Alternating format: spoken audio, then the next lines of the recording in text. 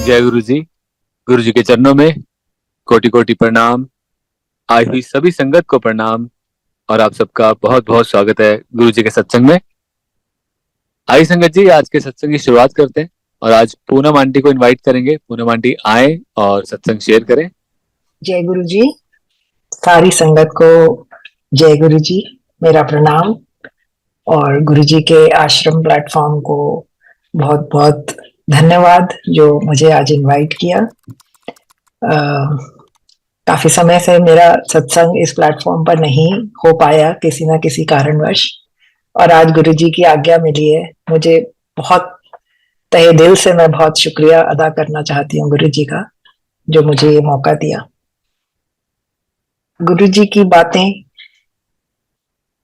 करना कुछ बहुत आसान काम नहीं है, और मेरा प्रोफेशन वैसे टीचिंग है। मैं यूनिवर्सिटी की प्रोफेसर हूँ, लेकिन जब भी गुरु जी का सत्संग करना होता है तो बहुत मन में ख्याल आते हैं कि क्या हमारे जो शब्द हैं वो जस्टिफाई कर पाएंगे जो हमने इतने समय में गुरु जी से पाया है, और जो गुरु जी लगातार हमारे साथ हमारे ऊपर अपनी कृपा बना के रखते हैं। कैसे उनका शुक्रिया किन शब्दों में मैं कर पाऊंगी, नहीं कर पाऊंगी। मैं केवल प्रयास करूंगी, और संगत जी कमी पेशी को माफ करना। मैं अपना सत्संग शुरू करती हूँ। गुरु जी के पास हमारा जाना हुआ 1998 में, और उसके पीछे जो कारण था वो था, हमारी शादी हुए करीब 7 वर्ष हो चुके थे, और बहुत कोशिश के बावजूद भी हमारे कोई बच्चा नहीं था। दिल्ली के बेस्ट ऑफ हॉस्पिटल्स में हमने अपने आप को दिखाया। कोई कुछ कहता था, कोई कुछ कहता था, इलाज भी चल रहा था, लेकिन कोई सक्सेस नहीं थी। मेरे हस्बैंड के आकाश सेठी अंकल हैं, उनके एक मामा जी थे जो पहले से गुरु जी के पास जाते थे, और उन्होंने एक बार हमें 1995 में उन्होंने कहा कि बहुत हुआ तुम्हारा इलाज इधर उधर, अब मैं तुम्हें गुरु जी के पास लेकर जाऊंगा। परंतु संगत जी, एक बात मैं आपको बताना चाहूंगी, हर एक का एक वक्त होता है, और गुरु जी के पास पहुंचने के लिए कुछ डेस्टिनी ऑलरेडी डिफाइंड होती है। हर कोई जब चाहे नहीं पहुंच पाता है, और ऐसा ही हमारे साथ हुआ कि 95 में हम नहीं जा पाए, और मामा जी ने भी शायद उसके बाद हमें जब दोबारा बोला, दैट वाज 98। और उन्होंने इतनी जिद करी, उन्होंने बोला कि हो गया, चलो आज ही मैं तुम्हें लेके जाऊंगा। एंड वो आ गए घर पर, और उन्होंने हमें गाड़ी में बिठाया और हमें लेके चल पड़े एम्पायर एस्टेट। तब गुरुजी एम्पायर एस्टेट में बैठते थे, और जैसा कि मन में हमारे, और उससे पहले ना हमने कभी गुरुजी की कोई फोटो देखी थी, ना हमें कोई आइडिया था कि हमें क्या दिखने वाला है, क्या मिलने वाला है। हम वहां पहुंचे, और बिल्कुल कॉन्ट्रेरी टू जो एक मन में होता है कि इस तरह का शायद कोई स्वरूप होता होगा, गुरुजी बिल्कुल कैजुअली ड्रेस्ड वहां पर बैठे हुए हमें मिले। और जैसे ही हम अंदर घुसे तो मामा जी से उन्होंने पूछा कि किन्नू लाया है, किन्नू ले आया है। सॉरी, मेरी पंजाबी इतनी अच्छी नहीं है। तो उन्होंने इशारा किया कि घर के ही बच्चे हैं। तो गुरुजी ने इशारा करके बुलाया और पूछा की प्रॉब्लम है। तब मैंने धीरे से सहमे हुए, क्योंकि गुरुजी का जो तेज और जो गुरुजी का जो रूप था, उसके आगे हिम्मत नहीं पड़ रही थी कुछ भी बोलने की। लेकिन फिर भी मैंने हिम्मत करके धीरे से गुरुजी के कान में कहा कि गुरुजी, आई एम चाइल्डलेस। तो गुरुजी ने कहा कि कोई बात नहीं, पर हाजिरी लानी पड़ेगी। बस this was all he said. अब हमें तो समझ नहीं आया कि हाजिरी लानी पड़ेगी का क्या अर्थ है, लेकिन वहां पर तमाम संगत थी, मामा जी थे, उन्होंने कहा कि कुछ नहीं, गुरुजी का मतलब है अब तुम्हें यहाँ पर आना होगा।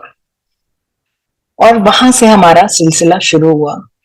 और वहां जाने की जो लगन मन को लगी वो इतनी तीव्र होती गई समय के साथ। गुरुजी के साथ जुड़ाव बढ़ता रहा और गुरुजी के कहे अनुसार हम वहां हफ्ते में 1 या 2 बार जैसे भी सहूलियत होती थी जाने लगे। चाहे गुरुजी वहां पर डेली मिलते थे संगत को, लेकिन हमारा घर काफी दूर था और गुरुजी ने अपने आप से ही कहा कि हफ्ते में 1 बार आ जाया करो। तो हम कोशिश तो करते थे ज्यादा बार भी जा पाए, लेकिन हफ्ते में 1 बार हम जरूर जाते थे। जाते हुए कुछ समय बीत बीत गया। इलाज भी चल रहा था, क्योंकि गुरुजी ने ऐसा नहीं कहा कि आप इलाज मत करिए अपना। और जाते हुए जैसे कुछ समय बीता, ऐसे तो उस समय ऐसे कई बार मन को बहुत बेचैनी होती थी कि कुछ हो नहीं रहा, कुछ हो नहीं रहा। और सच बताएं तो उस टाइम पे काफी सारे कपल्स थे जो इसी आस से वहां पर आ रहे थे, बिकॉज दे वर चाइल्डलेस और गुरुजी की ब्लेसिंग्स हम सबको चाहिए थी और हम सब वहां पर पहुंचते थे। तब थोड़ा समय बीता तो एक अंकल वहां होते थे, सीनियर अंकल थे गुरुजी के। अ, वो गुरुजी से बहुत आराम से बात कर लेते थे और हम लोग को थोड़ा सा डर लगता था।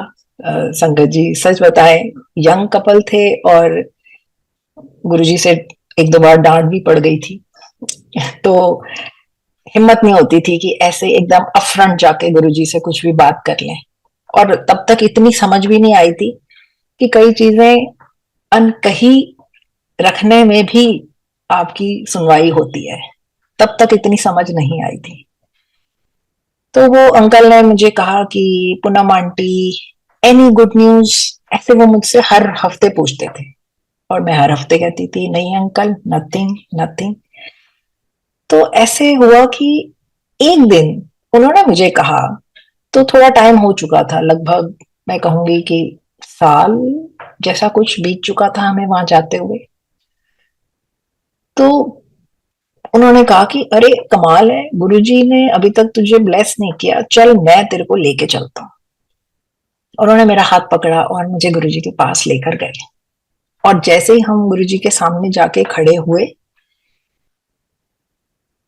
अंकल ने गुरुजी को कहा कि गुरुजी एनु ब्लेस करो, एदा कल्याण करो।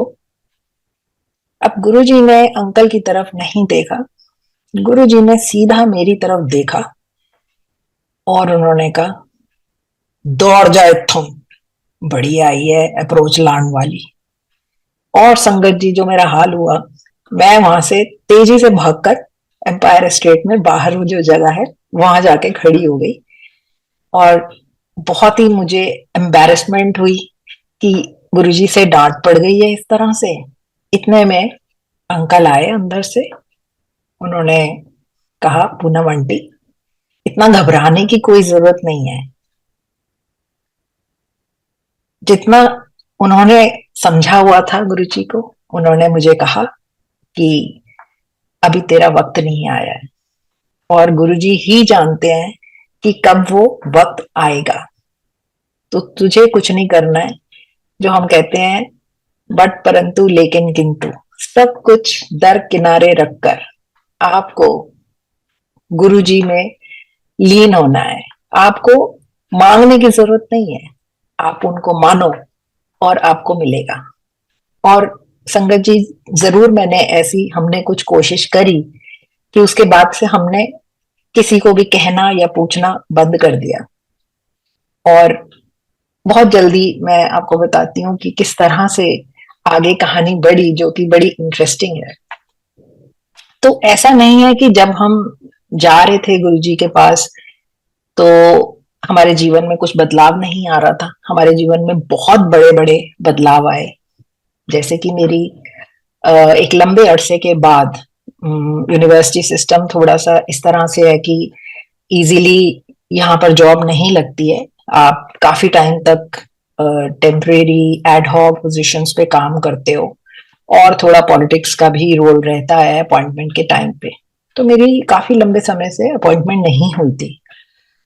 तो जब अपॉइंटमेंट का टाइम आया तब हम गुरुजी के पास ऑलरेडी जाने लगे थे। तो अब जैसा कि उस टाइम में संगत के हर व्यक्ति का ये हाल था कि कुछ भी जीवन में होना है या होने वाला है तो जाके पहले तो गुरुजी से आशीर्वाद ले लो। हम भागे भागे गए गुरुजी के पास, गुरुजी को बताया कि गुरुजी कल मेरा इंटरव्यू है। तो गुरुजी ने कहा कोई चिंता की बात नहीं है, हो जाएगा।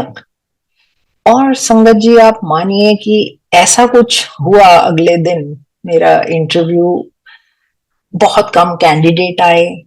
चाहे वो ये कह लीजिए कि मैं पहले से वहां काम कर रही थी और उनको ये खबर थी कि शायद नहीं यहाँ पर बन पाएगा, लेकिन पॉलिटिक्स का तो हम कह नहीं सकते हैं, लोग 10-10 साल भी काम करके डिस्प्लेस हो जाते हैं। तो मेरे सर पर तो गुरुजी का हाथ था। मेरा इंटरव्यू बहुत अच्छा रहा और तुरंत ही उन्होंने लिस्ट आउट कर दी और शाम तक मेरा अपॉइंटमेंट हुआ दिल्ली यूनिवर्सिटी के एक प्रीमियर कॉलेज में। तो इस तरह की कई सारी जो जीवन में और भी जैसे कमियां थी वो सब धीरे धीरे पूरी होने लगी। एज अ यंग कपल हमने पहला एक फ्लैट खरीदा, जैसे कि हर यंग कपल जो अपनी स्टार्ट करता है जर्नी लाइफ की, इस तरह की उनकी इच्छाएं होती हैं। तो materialistic, absolutely materialistic, I will admit. तो ये सब तो गुरुजी ऐसे ही दे देते थे, कभी उसके बारे में तो कहना भी, मांगने की भी जरूरत नहीं होती थी, ये तो जीवन में ऑटोमेटिकली होनी शुरू हो जाती थी। लेकिन जो अभी बड़ी चीज जिसकी आस में हम गुरुजी के पास जा रहे थे वो अभी भी कहूंगी कि अधूरी थी।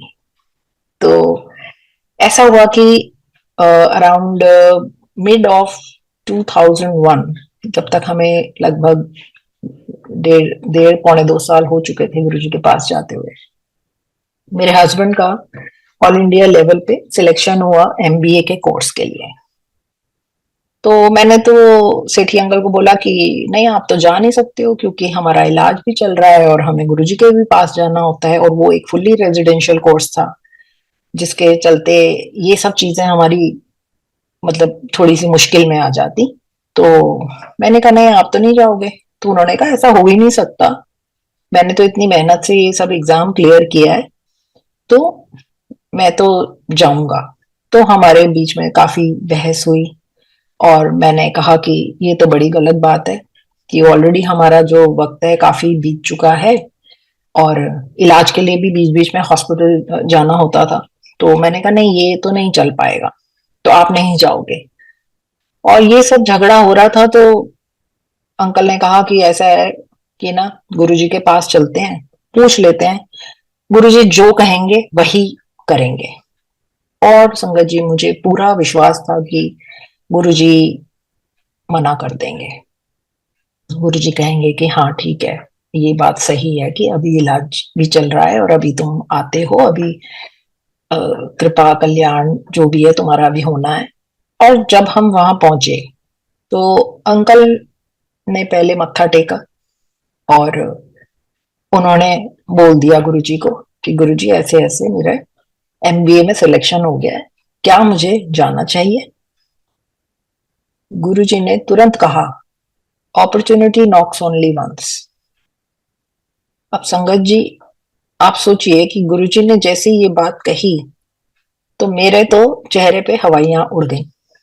और मैंने कहा इसका मतलब है, क्योंकि वो साल भर का कोर्स था, मेरे मन में सबसे पहला जो विचार आया कि गुरुजी ने अभी 1 साल और ब्लेस नहीं करना मेरे को। इसका मतलब है कि अंकल को भेज रहे हैं 1 साल के लिए, तो इसका मतलब है कि मेरे को अभी 1 साल और ब्लेस नहीं करेंगे।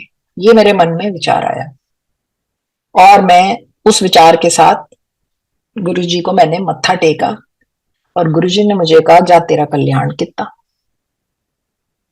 मैंने मन में सोचा इसमें क्या कल्याण हो गया मेरा, चले अंकल तो चले जाएंगे, ट्रीटमेंट भी सारा बीच में रुक जाएगा और मेरा पता नहीं यहाँ कितना आना जाना हो पाए, क्योंकि काफी दूर था। और देर रात को छुट्टी होती थी तो शायद घर वाले अलाउ ही ना करें आने को। मन में इस तरह के विचार रखकर मैंने लंगर किया और वहां से हम वापस आए। और उसके लगभग 1 या 2 दिन के बाद ही मेरा एक माइनर सा गायनी ट्रीटमेंट था, आईयूआई जिसे बोलते हैं, वो करने हम हॉस्पिटल चले गए। और ऐसे आईयूआई पहले भी हो चुके थे जो कि टोटल फेलियर थे, तो मुझे पक्की उम्मीद थी कि इस बार भी कुछ होने नहीं वाला है। पर चलो, क्योंकि एक साइकिल थी, डॉक्टर्स उसको चलाते थे, तो हम चले गए। और लगभग लगभग 20-25 दिन के बाद मुझे ऐसा महसूस हुआ कि वो डॉक्टर ने कहा कि अगर आप अपना एक बारी प्रेगनेंसी टेस्ट करवा लीजिए। और संगत जी, आप मानेंगे, उस प्रेगनेंसी टेस्ट में पहली बार लगभग 9 साल बाद मेरे स्ट्रिप में पॉजिटिव आया। और वो तब जाके मुझे समझ में आया कि गुरुजी ने कहा, तेरा कल्याण कितना।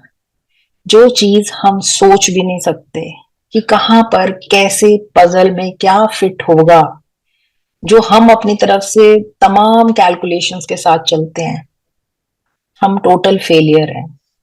गुरुजी सब देख सकते थे। गुरुजी जानी जान जैसे सब कहते हैं, उनको सब पता था।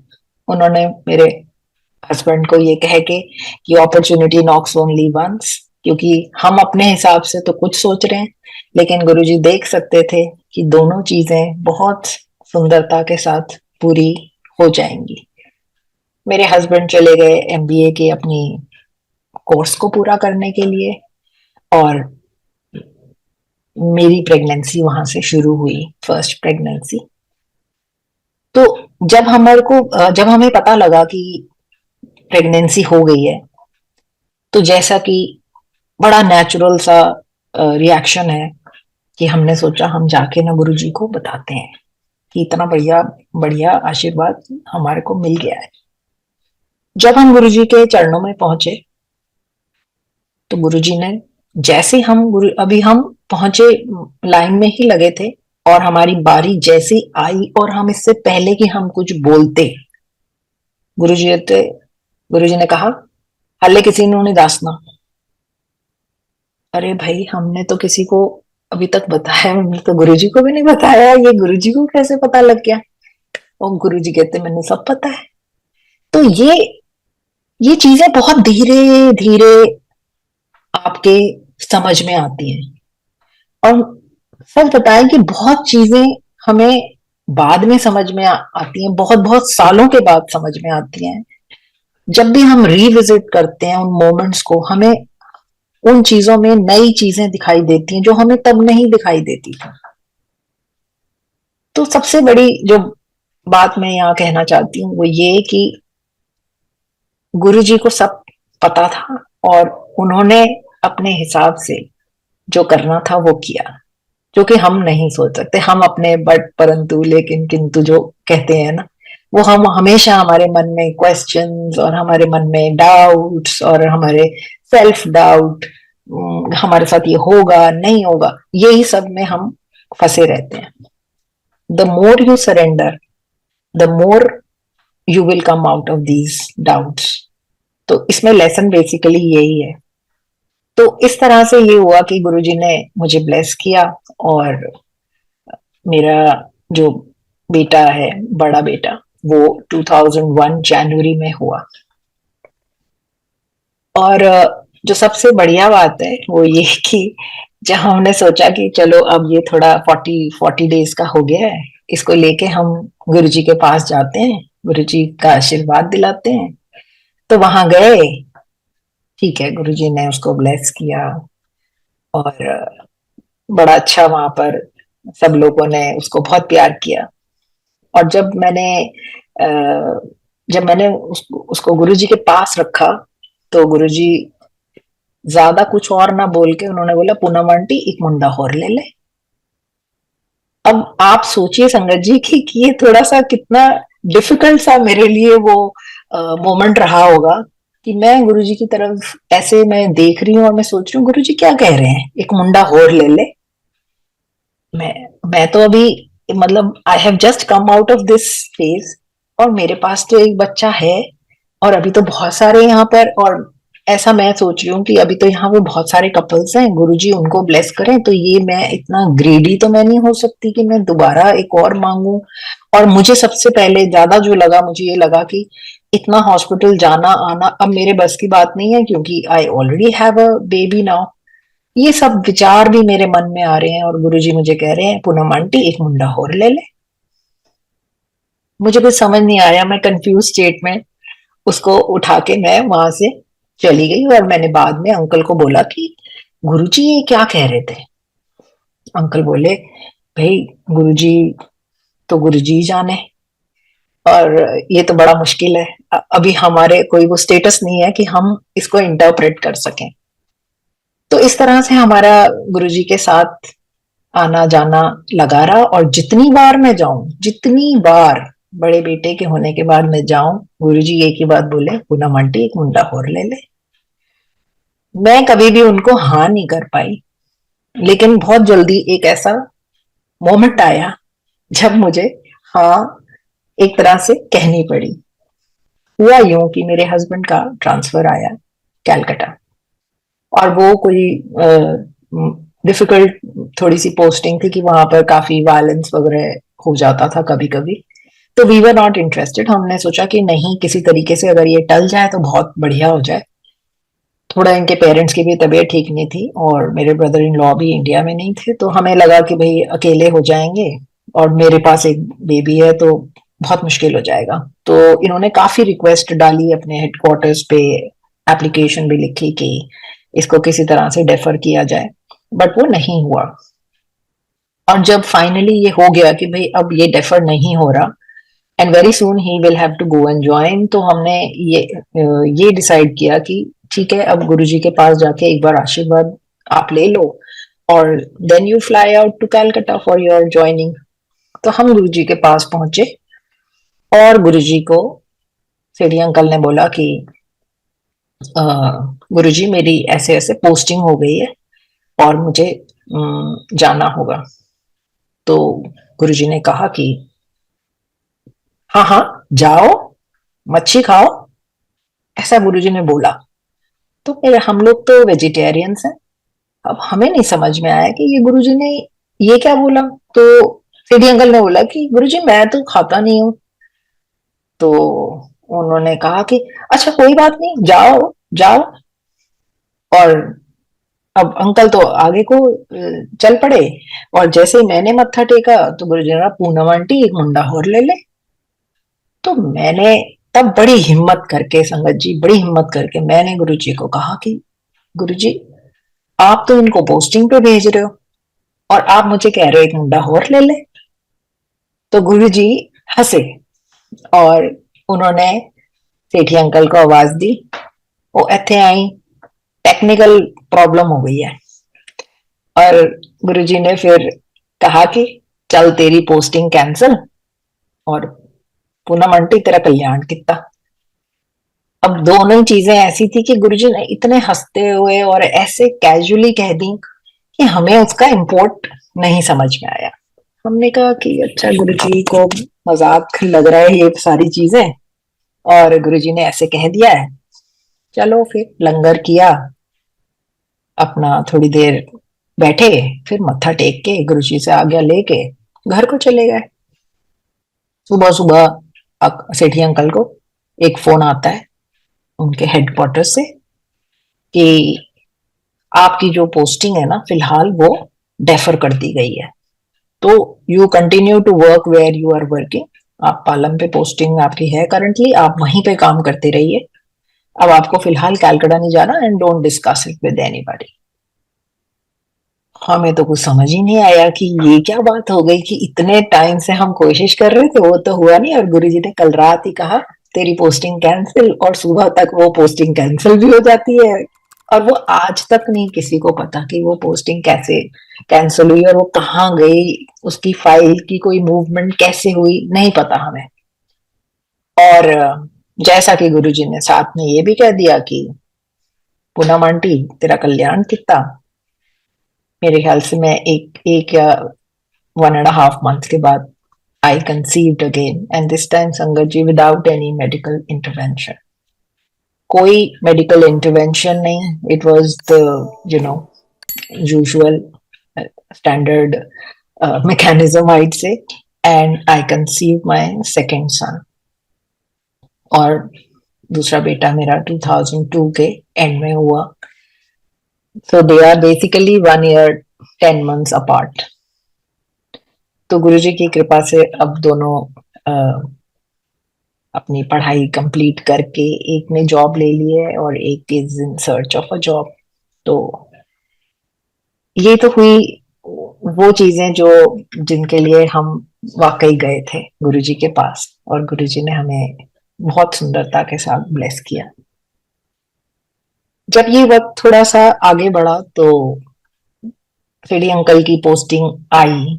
जब मेरा छोटा बेटा लगभग 1.5 साल 2 साल का हो गया था तो उनकी पोस्टिंग आई बॉम्बे, जो कि उनको जाना पड़ा क्योंकि ट्रांसफरेबल जॉब है, इसमें कोई डाउट नहीं है। बट चॉइस की पोस्टिंग मिले, थोड़ी अच्छी सिटी मिले तो अच्छा रहता है। तो उनको पोस्टिंग मिली और वो गए बॉम्बे। बीच बीच में वो आते थे तो तब हम कोशिश करके जरूर जाके, कभी बच्चों के साथ कभी बिना बच्चों के, जाके गुरुजी के दर्शन करके आते थे। और गुरुजी कुछ ना कुछ अपना उनका मजाक भी लगा रहता था। तो एक बारी उन्होंने सेठी अंकल को कहा कि एना नु नाल लेके जा। अब नाल लेके जा तो आसान नहीं है क्योंकि मेरी तो जॉब यहाँ पर दिल्ली यूनिवर्सिटी में है और यहाँ कोई छुट्टी भी नहीं मिलती है इतनी लंबी कि मैं नाल चली जाऊं। अब एक ही दिमाग में बात आई कि नहीं, उससे पहले ऐसे हुआ कि एक दिन मैं गुरुजी के पास जब हम गए तो ऐसा गुरुजी बीच बीच में ना कई बार ये भी होता था, मैं थोड़ा रैंडम एग्जांपल्स भी बताती हूँ कि गुरुजी ना ऐसे मेरे को पूछ लेते थे कि पूनम आंटी तू की पढ़ांदी है। तो मैं बोल देती थी कि गुरुजी मैं इकोनॉमिक्स पढ़ाती हूँ, मैं ये जो भी मैं पढ़ाती थी मैं। और गुरुजी मेरे से उसमें क्वेश्चंस पूछ लेते थे, अच्छा तो बता फिर, ये बता वो बता। और इससे पहले कि मैं बताती थी गुरुजी मुझे कहते थे जा फेल है तू। और वाकई गुरुजी के सामने मेरे को स्ट्राइक ही नहीं करता था उसका आंसर, और मैं कोशिश भी करती थी कि कुछ बोलूं तो मैं बोल ही नहीं पाती थी। तो गुरुजी कहते जा फेल है तू। और ऐसा कई बार कई तरह के क्वेश्चन गुरुजी ने मेरे से पूछे। एक दिन उन्होंने मुझसे पूछा ये पीएचडी का फुल फॉर्म क्या होता है। मैंने अपनी तरफ से बताने की कोशिश करी कि डॉक्टरेट ऑफ फिलोसफी। गुरुजी कहते नहीं, पागल होने डर। और इतना वो फनी था कि गुरुजी ने कहा पागल होने डर, और बट उसके अंदर एक क्लू था कि भाई तुम पीएचडी करो। और पीएचडी के लिए हमारे यूनिवर्सिटी सिस्टम में ये प्रोविजन है कि हमें 3 साल की पेड लीव मिलती है पीएचडी परसू करने के लिए। तो मैंने पीएचडी के लिए एप्लीकेशन, जब गुरुजी ने ये कहा और गुरुजी ने साथ में सेठी अंकल को कहा कि एना नु नाल लेके जा, तो ये दोनों चीजें हमने तब कोरिलेट करी कि गुरुजी ने कहा है कि भाई पीएचडी करो और साथ जाओ। तो ऐसा नहीं है कि मैंने इससे पहले पीएचडी के लिए ट्राई नहीं किया था, मैंने करा था, लेकिन दिल्ली यूनिवर्सिटी में पीएचडी में एनरोलमेंट काफी डिफिकल्ट है। लेकिन जब गुरुजी ने कहा था तो मैंने अप्लाई किया, और संगत जी पता नहीं कैसे in less than a months time मेरा पीएचडी में एनरोलमेंट हुआ, मेरे को छुट्टी भी ग्रांट हो गई and I flew to Mumbai. मेरा सारा पीएचडी वर्क जो है वो कॉर्पोरेट गवर्नेंस के एरिया में है, और मेजॉरिटी जो कंपनीज हैं उनके हेडक्वार्टर्स हैं सब मुंबई बेस्ड हैं। तो मेरा जो सारा सैंपल वर्क, सारा पीएचडी वर्क मेरा सारा मुंबई बेस्ड है। और जो गुरुजी ने कहा था कि पागल होने दा डर, वो इसलिए भी कहा था कि पीएचडी करने में लोग बड़ा समय और अपना बोलो मेंटल फैकल्टीज इतनी इन्वेस्ट कर लेते हैं कि ultimately they are not able to complete their PhDs. आधे बहुत बहुत साल लग जाते हैं उनको PhDs complete करने में. But with Guruji's grace, I completed my PhD in less than the stipulated period. मेरे less than 3 years में मेरी PhD complete हुई. And I am so blessed कि मेरी PhD थीसिस को गुरुजी ने साइन भी किया हुआ है. वो मेरे पास आज तक मैंने बहुत मेरा ट्रेजर है वो. तो गुरुजी ने जब मैंने कंप्लीट करी, मैंने गुरुजी के पास में आई और गुरुजी ने उसको साइन किया और ब्लेस किया. और इस तरह से ये एक एपिसोड है related to my PhD and पागल होने का डर. एंड जबकि इन सब के पीछे कारण ये था कि गुरुजी मुझे बताना चाहते थे कि भाई इन तरीकों से आप अपनी अपने अंकल के साथ जाके रह भी सकते हैं और एक डिग्री भी आपकी कंप्लीट होगी. जब हम मुंबई में थे तो आप सबको ही पता होगा कि बहुत जबरदस्त वहां पर एक बार फ्लड्स आए थे, फ्लैश फ्लड्स आए थे और बहुत मैसिव वहां पे कैजुअलिटीज हुई थी उस टाइम में. तो वहां पर हम लोग वहीं थे तब उस टाइम पे, और अंकल उस दिन अपने ऑफिस में थे. और जैसे ही मैंने देखा कि हमारे जैसे मल्टी स्टोरी में हम रहते थे अंधेरी में, तो वहां पर जब पानी भरने लगा और नीचे के फ्लोर पूरा पानी से भर गया और जितनी गाड़ियां वहां कॉम्प्लेक्स में खड़ी थी सब पानी में डूब गई टोटली. और ऐसे लग रहा था कि जैसे हम झांको तो नीचे ऐसा लगता है हम समुद्र के अंदर हमारी बिल्डिंग खड़ी हुई है. एंड इट वाज स्कैरी क्योंकि लाइट चली गई थी और फोन लाइंस भी सब स्नैप हो गई थी. तो थोड़ा बहुत जो मोबाइल वगैरह चल रहे थे जब तक कि उनकी चार्जिंग थी. तो मैंने अंकल को कॉल किया और मैंने अंकल से पूछा कि आप कहाँ पर हैं. तो अंकल ने कहा कि मैं ऑफिस से चल पड़ा हूँ. और मैंने अंकल को बोला कि प्लीज आप घर मत आना क्योंकि यहाँ पर कोई हाल ही नहीं है. यहाँ पर यही नहीं पता लग रहा नाला कहाँ है, गाड़ियां कहाँ खड़ी हैं, घर की एंट्री कहाँ है, सीढ़ियां कहाँ है, लिफ्ट कुछ भी नहीं है. आप मत आना इधर की तरफ. तो अंकल थोड़े से ये डिस्टर्ब भी हो गए. तो मैं कहाँ जाऊं. मैंने कहा मुझे नहीं पता, आप देखो आप कहीं ऑफिस वापस चले जाओ. बोले ऑफिस में तो पानी भर गया है सब, वहां से मुझे खबर आ गई है. तो पर पता नहीं गुरुजी ने ऐसा क्या किया कि वहां पर SV रोड के ऊपर एक कोई बस खड़ी हुई थी, उसके पीछे थोड़ी जगह थी. तो अंकल ने अपनी गाड़ी वहां लगा ली. इनके साथ एक कॉलीग इनके और थे जिनका बच्चा स्कूल में फंसा हुआ था. तो वो जाके उस बच्चे को पहले मिलकर आए. उस दिन स्कूल्स ने बच्चों को रिलीज नहीं किया, उन्होंने वहीं पे उनको सेफ कस्टडी में रखा. तो वो दोनों ने वो गाड़ी को वो जगह एक मिल गया स्पॉट. तो अंकल ने जब लास्ट मेरी फोन की बैटरी खत्म हो रही थी, उनकी भी हो रही थी, उन्होंने मुझे कहा कि अभी फिलहाल मुझे यही एक क्लियर स्पॉट दिख रहा है जहां पे हमने गाड़ी खड़ी कर रखी है. अगर पानी बढ़ा इससे भी ज्यादा तो हम गाड़ी छोड़ के हम बस के ऊपर चढ़ जाएंगे ऐसा. और इसके बाद हमारा कनेक्शन खत्म हो गया. रात गहराती गई और सच मानिए संगत जी उस दिन तो केवल मैं गुरुजी की फोटो के आ गई, मैं बच्चों को लेके बैठी रही क्योंकि कुछ समझ ही नहीं आ रहा था कि अब आगे क्या होने वाला है. लेकिन अगले दिन सवेरा जब हुआ तो कुछ लोग जो लौटे उन्होंने मुझे बताया कि नहीं हमने अंकल को देखा था वहां बैठे हुए, वो ठीक है लेकिन अभी गाड़ियां सड़कों के ऊपर डिजर्टेड हैं, रास्ते भी साफ हैं तो कोई गाड़ी लेके आ नहीं पाएगा. और पर मन बड़ा बड़ा घबराता रहा कि पता नहीं अब कैसे होगा. खाने को कुछ मिला है, पिया है, नहीं पिया है. But salute to all the Mumbaikars. And अगर संगत में मुंबई के लोग भी हैं तो मैं डेफिनेटली एडमिट करूंगी कि उन्होंने बहुत ही अच्छे तरीके से सबकी बहुत मदद करी जो सड़कों पे स्ट्रैंडेड थे. और सुबह अंकल को चाय बिस्किट वगैरह कोई देने भी आया. और शाम के करीब 5 बजे के आसपास अंकल घर वापस आए अपनी गाड़ी लेके. और मुझे तो ऐसा लगा कि जैसे पूरे कॉम्प्लेक्स में सिर्फ एक हमारी गाड़ी थी जो उस टाइम पे ठीक खड़ी हुई थी, क्योंकि वो उस टाइम आई नहीं जब वहां बहुत पानी था. और ना वो ऑफिस के कंपाउंड में बेसमेंट में पार्क्ड रही, जैसे कई लोग वहां छोड़कर आ गए थे. तो उनकी गाड़ियां वहां पे भी डूब के खराब हो गई। समहाउ गुरुजी ने ऐसी सिचुएशन बनाई कि हमारी गाड़ी तो बिल्कुल ठीक थी और अंकल को भी बैठने की जगह मिल गई। और अनफॉर्चुनेटली उस फ्लड में बहुत लोग गाड़ी के अंदर ही मतलब I know they died within while waiting for the flood to settle down. उन्होंने गाड़ियां बंद कर ली या जो भी रहा होगा, शायद उनका वक्त खराब था।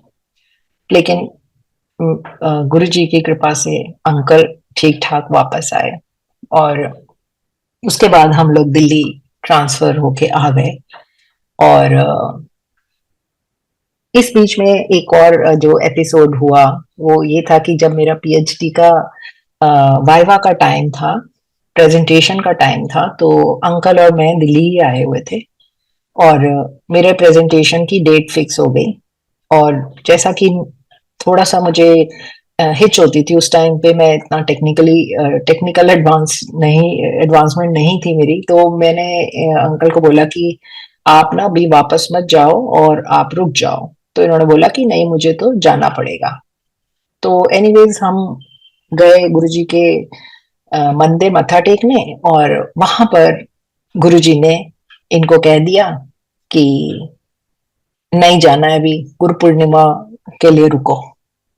और as luck would have it, वो गुरु पूर्णिमा मेरे लिए बहुत अच्छी साबित हुई, यूं करके कि उस दिन मेरा प्रेजेंटेशन भी था और इन्होंने मेरे को हेल्प कर दी पीपीटी बनाने में और तैयारी करने में भी। तो I was able to do very well for my presentation. And जब हम गुरु पूर्णिमा के फंक्शन के लिए, फिर हमने सोचा हम गुरु जी के पास जाते हैं मत्था टेकने, और हम वहां पहुंचे। तो पहले तो संगत जी बहुत स्ट्रिक्टनेस होती थी, फोन्स वगैरह बिल्कुल स्विच ऑफ करके हम लोग गाड़ी में ही छोड़ के जाते थे। और हम लोग अंदर चले गए मंदिर में। फाइनली जब हम मंदिर से वापस लौटे और इन्होंने अंकल ने अपना फोन उठाया, तो इन्होंने देखा कि उसके अंदर करीब 40-50 मिस्ड कॉल्स थी। और इन्होंने जो भी लास्ट मिस्ड कॉल थी उसमें इमीडिएटली मिलाया कि भाई क्या बात होगी, इतनी मिस्ड कॉल्स क्यों है। तो उन्होंने कहा कि आर यू सेफ? तो अंकल ने कहा हाँ मैं बिल्कुल सेफ हूँ, मैं तो दिल्ली में हूँ, और बल्कि मैं तो बहुत ही सेफ जगह पर हूँ, मैं तो इस वक्त गुरु जी के मंदिर में खड़ा हूँ। तो उन्होंने कहा कि अरे, that's very quite a relief. यहाँ पर आपको शायद ना पता हो, बॉम्बे में मल्टीपल ब्लास्ट्स हुए हैं और बहुत लोगों की डेथ हो गई है। तो we were just trying to find out because you were not traceable, your phone was switched off. We were worried कि आप कहाँ पर हैं, आप घर पहुंचे हैं नहीं पहुंचे हैं। तो उनके कोलीग्स थे जो उनके बारे में पता कर रहे थे। तो as luck would have it, Guruji ने इनको वहां जाने ही नहीं दिया और ये दिल्ली ही रह गए। और मतलब let me not even imagine what could have happened, but anyways, because Guruji chose to keep him there, I think I should count my blessings in that. तो गुरुजी को बहुत कुछ पता होता था और गुरुजी क्या क्या अवॉइड करते थे। और ये इसके तो एग्जांपल्स संगत में कितने लोग दे सकते हैं जिनके जिनको बिल्कुल हाथों पे रख के गुरुजी ने मुश्किल वक्तों से निकाला है, एक्सीडेंट्स के सिचुएशंस में से निकाला है, ट्रेन्स पलट गई हैं, बसें पलट गई हैं, प्लेन से इजेक्ट हुए हैं कई पायलट्स, और इस तरह के सब सत्संग हम सुनते हैं। और महसूस होता है कि हमारे साथ हैं वो क्या, कितने, मेरे पास शब्द नहीं है actually to, I don't want to say कि जब हम गुरुजी हमारे साथ थे, हमें उस चीज की शायद उतनी रियलाइजेशन नहीं थी कि वो भगवान का ही स्वरूप है। ये समय के साथ बहुत देर बाद समझ में आया। और जब गुरुजी थे तो वो हमेशा ये बात बोलते थे कि मेरे फिजिकल फॉर्म से आप मतलब इतना ज्यादा मत अटैच हुआ करो कि आप हर समय मेरे फिजिकल फॉर्म को जैसे हम भी जाते थे ना, तो हम बोलते थे कि गुरुजी के पास बैठने को मौका लग जाए। लेकिन गुरुजी हमें कई बार बोलते थे कि जाओ ऊपर जाके बैठो, उधर जाके बैठो। और वही बात थी कि गुरुजी बार बार ये कहते थे कि मन से जुड़ो मेरे से। उसके लिए डिस्टेंस इज इमटेरियल, कहाँ बैठे हो, किधर बैठे हो, कहीं भी बैठे हो, आप मुझसे जुड़ सकते हो। उसके लिए ये नहीं है कि आपको हमेशा मेरे सामने ही आके बैठने की। लेकिन ये बात समझ में नहीं आती है, ये बात समझ में बहुत बाद में आनी शुरू हुई। और अब तो खैर समझ में आती है। अब तो जब गुरुजी चले गए तो वो एक बहुत डिफिकल्ट फेज था सारी उस संगत के लिए, जो गुरुजी को फिजिकली जिन्होंने देखा हुआ है, और कितना हम उनसे हर चीज डिस्कस शेयर करने की जैसे हमें आदत पड़ गई थी। वो वो वक्त बहुत डिफिकल्ट था संगत जी। मतलब उसको शब्दों में बयां करना बड़ा मुश्किल है कि जितनी बार मंदिर जाते थे तो आंखें ढूंढती थी गुरुजी को, और ऐसा लगता था कि यहीं कहीं है, वो आएंगे। लेकिन धीरे धीरे फिर समझ आनी शुरू हुई कि गए वो कहीं नहीं है, वो यहीं है और वो हमारे साथ ही है। और इसके उन्होंने बहुत तरीके से हमें ज्ञान कराया इस बात का। जब इसका मैं एक छोटा एग्जांपल, मतलब मेरे जीवन का वो बहुत बड़ा हिस्सा है, बट एक एग्जांपल मैं देती हूँ कि 2013 में लगभग, मतलब हाँ कितने साल हो गए गुरुजी को तब तक गए हुए। तो हमने हम एक पार्टी में गए हुए थे, मैं और अंकल। और बकायदा वो इनकी एलुमनाई पार्टी थी और सारे मित्र मिलके बड़े मस्ती कर रहे थे और एंजॉय कर रहे थे। एंड सडनली ऐसा हुआ कि सिटी अंकल की तबीयत खराब हुई। ये थोड़ा सा कोने में जाके बैठ गए और इनका चेहरा उतरने लग गया। मैंने 2 बार पूछा जाके, लेकिन इन्होंने कहा नहीं ठीक है, मैं थोड़ा थकावट सी लग रही है, मैं देखता हूँ, मैं ठीक हो जाऊंगा, अभी मैं बैठा हूँ। लेकिन थोड़ी देर में मैंने देखा कि ये वहां पे लेट गए सोफे पर। तो इनका एक दोस्त जो कि गंगाराम में डॉक्टर है, उसने बिना कोई पैनिक क्रिएट करे हुए उन्होंने कहा कि, उन्होंने डॉक्टर साहब ने कहा कि ऐसा है कि हम चलते हैं जरा हॉस्पिटल की ओर, देख लेंगे, कुछ नहीं होगा तो कोई बात नहीं, घर चले जाना। और संगत जी मानिए कि हम इन लेस देन 40 मिनट्स हम हॉस्पिटल में थे। And uncle was having a severe heart attack, जो कि हमें पता ही नहीं लग रहा था वहां पर। और मैं ये सोचती हूँ कि अगर हम वहां पार्टी में ना होके हम अगर घर पर होते तो it would have been a very strange situation, क्योंकि इन ऑल पॉसिबिलिटी अंकल सो जाते और मैं भी, कोई मुझे भी इतना कुछ समझ नहीं आ रहा था कि ये क्या चीज हो सकती है।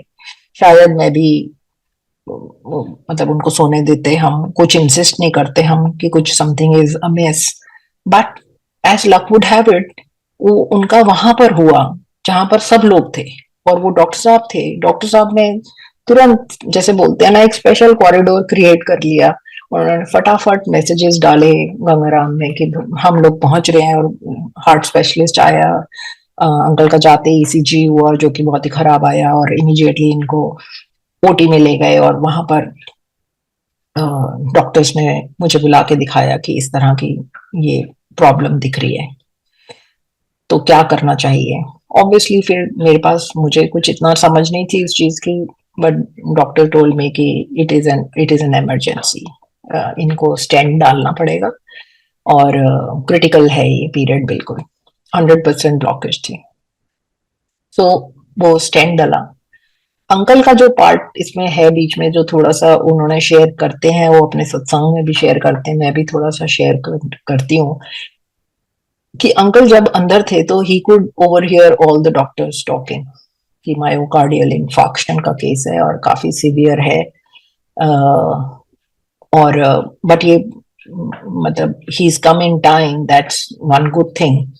तो अंकल कहते हैं कि मुझे ऐसे, मैं सोच रहा हूँ कि मुझे गुरुजी ऐसे दिख रहे हैं, और मैं गुरुजी से बात करके बोल रहा हूँ कि गुरुजी मैं अब आपके पास आने की तैयारी में हूँ। और गुरुजी ने बहुत बुरी तरह से बुरी तरह से नहीं कहूंगी, बड़ा उन्होंने ऐसे अंकल को डांट लगाई कि अ, जो कर रहा है ना तू वही करता रहे, और खबरदार जो इस बारे में कुछ सोचा होगा। And with that uncle says की, मुझे एकदम से ना डॉक्टर्स की सारी बातें सुनाई देने लग गई, और वो बातें जो कर रहे थे, और बट मुझे उसके बाद ऐसा हो गया कि अब जो मर्जी हो, मैं ठीक हूँ। And anyways his operation was successful, और 2-4 दिन के बाद उनकी वहां से छुट्टी भी हुई। तो मैं जब भी इस बारे में सोचती हूँ तो मुझे सबसे ज्यादा जो हैरान होती है सोच के कि अगर ये वहां ना हुआ होता और ये घर में हुआ होता तो क्या होता।